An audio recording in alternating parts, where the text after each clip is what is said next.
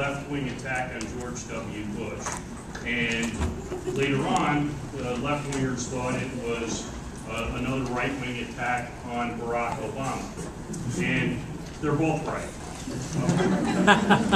Cult of the Presidency is about how far we traveled from the framers' modest view of the constitutional chief executive, and about how the demands that Americans place on the presidency, how those demands virtually guarantee an unhealthy concentration of power in the executive branch.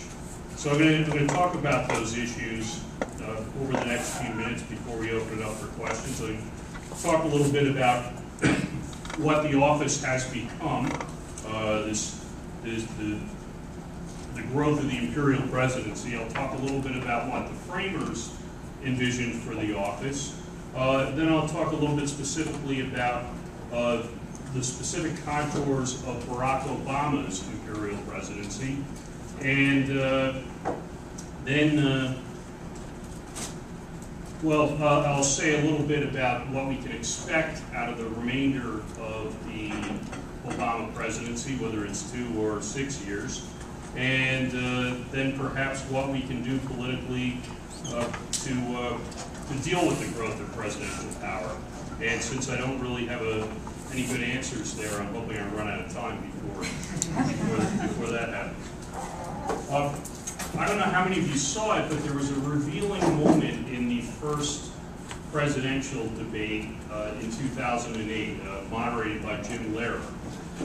And Lehrer asked McCain and Obama, are you willing to acknowledge, both of you, that this financial crisis is going to affect how you rule the country as President of the United States?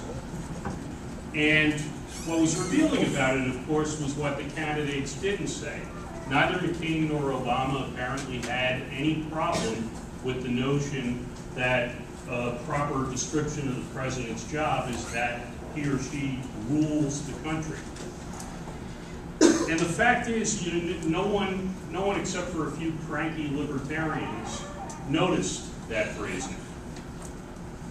And I think that's because as Americans, we're used to this kind of thing. It's par for the course. Most of the time we don't notice when people describe, when they talk about the presidential office in these terms.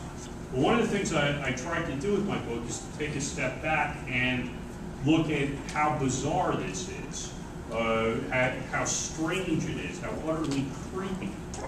What kind of job is the presidency? What does it become? If you listen to how presidents talk about their job, you get a very different picture than